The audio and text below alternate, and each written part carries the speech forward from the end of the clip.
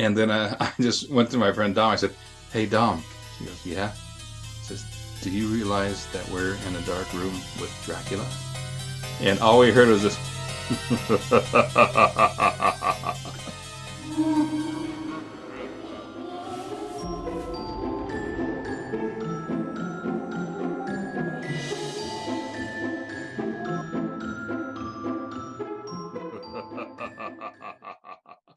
The Lord of the Rings certainly turned Andy Serkis into a star. It made Elijah Wood a household name, Viggo Mortensen, but there were also some incredible veterans in there, like Kate Blanchett. And you just mentioned a few moments ago that you were a monster fan and a horror movie fan, and I'm a massive horror movie fan. And on set, you have the great Christopher Lee, who I feel was the best Dracula ever. Now, did you have Yes. any interaction with him? Oh, absolutely. Yeah, yeah. And I have to send you some photos because Please. um, um, I was one of the senior prosthetic supervisors on set, and it was myself, Dominique Till, and Marjorie Hamlin, and we were the three seniors, and it was my job to try to work out for the first time going on the actor the different prosthetics that they'd be wearing. For instance, like Gandalf's nose. A lot of people didn't realize that he had a nose piece on, and in fact, I just got one here. Where is it? I've got this is one of his noses that Ian wore that I took off carefully. There it is. And he even signed it. Yeah. So you can see Awesome. it's a very subtle piece, but originally he wasn't meant to wear any sort of prosthetics at all. And but what had happened is that once he had on the beautiful beard, mustache, and wig and everything, his facial, the center part of his face, the nose obviously was just kind of diminished a bit. So we just needed to exaggerate that just a little bit, and so we did that nose.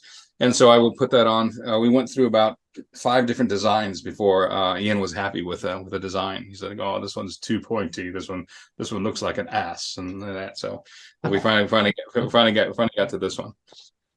But going with Christopher Lee, Sir Christopher Lee, um, as you mentioned, Dracula, and me growing up as a kid watching the old Hammer films, he was the ultimate Dracula. Loved it. Yes. And so, and the first time that I met him, I had to put on his nose. In fact, here I've got his little nose here. Oh wow, I can so see it. Yeah, and for him, they wanted his nose to have a little bit of a hook to it, and it's just to make him look a bit more sinister looking, I Sinister. guess. And so I was putting on his nose for the first time, and and I don't really get starstruck, too much, but for me, this was like, shit, this is Dracula. And the thing with Christopher, he's such a beautiful man, and he was huge. He was like 6'4", I think. I'm 6'2", 6'3". He was taller than I was. And you get these actors that have been around for so long that they have this incredible presence and aura about them. And when they walk into the room, they just, you can feel the power. And with Christopher, I swear when he walked in, he didn't walk, he actually just floated in the room. But anyways, he's sitting down. I, explained it to Christopher, about the prosthetic, and he says, "Oh, I know all about prosthetics," and he would, and Christopher loves to talk and talk and talk, and he's got an incredible memory. And he would tell me about all the makeup artists that he'd worked with, which were my idols, and he would tell me all the different shows that he worked on. At this time, I think he'd worked on a little over 300 movies. He was telling me, and and the thing with some people who talk while they're in a makeup chair, which is fine, but Christopher would move. And of course, when and I'm being very delicate, because when you put down the prosthetic, especially a delicate piece like this, the edges are very thin, and so it's so important that you get these edges laid down perfectly so they blend in, so that you can't tell that they're wearing a prosthetic.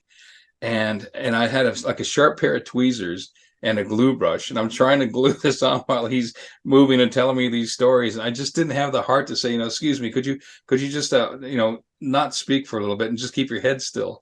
I didn't have the heart to tell him that. So it was a challenge for me doing this, and I've got a great photo of me doing this, and I've got these beads of sweat on my forehead, because I'm thinking the whole time, he says, "Oh God, you're going to poke him in the eye, Gino. You're going to poke him in the eye." So, but it all went well. It was good, and he was just Wonderful such story. such an amazing guy. And his wife had come out as well. Her name was Geetha, and they were just fantastic people. And Richard told me this really funny story, which he should tell you this, but I'll tell you. They had gone over to England for something, and it was Richard, his son Sam, and Tanya, and Christopher said, "Oh, you must come over to the house and visit us." And so they went over and they had dinner with him, I guess. And Christopher he goes, would you like to have a photo? And Richard goes, "Oh yes, Richard." And Richard's the kind of guy, just he would never ask that if he could have a photo, with Christopher, and Christopher offered it up.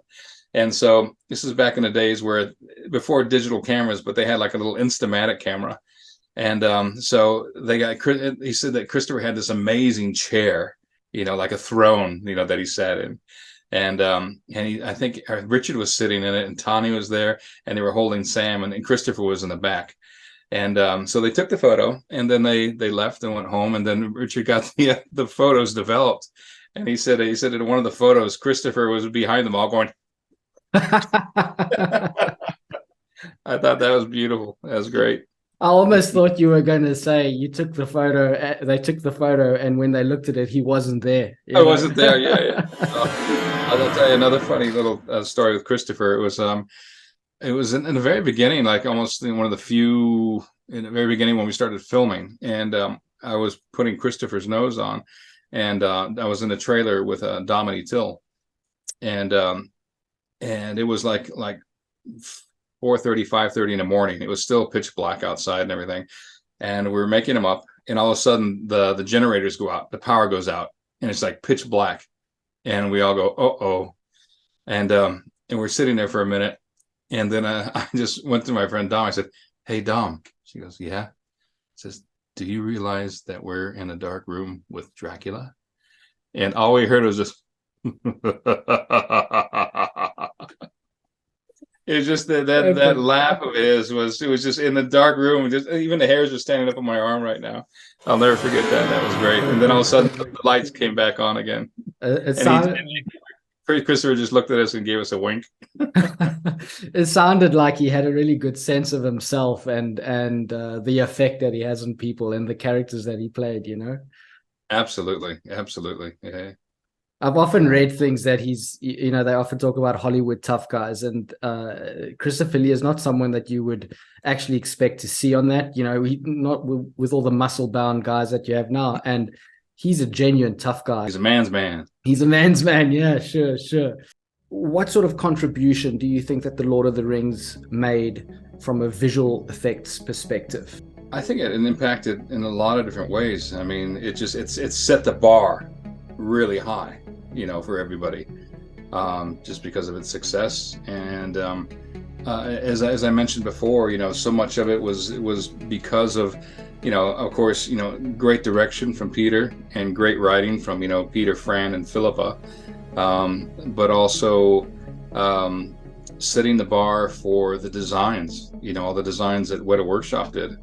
And having that time, they did have the time, which was great, but to put that thought into the actual design and the production of pieces, to make it look as realistic as possible. Whereas other productions and stuff, unfortunately, it's a lot of times it's not the production's fault, but they just don't have the time, to do it. Whether it's practical, the makeup stuff side of things, or if it's the digital side of things.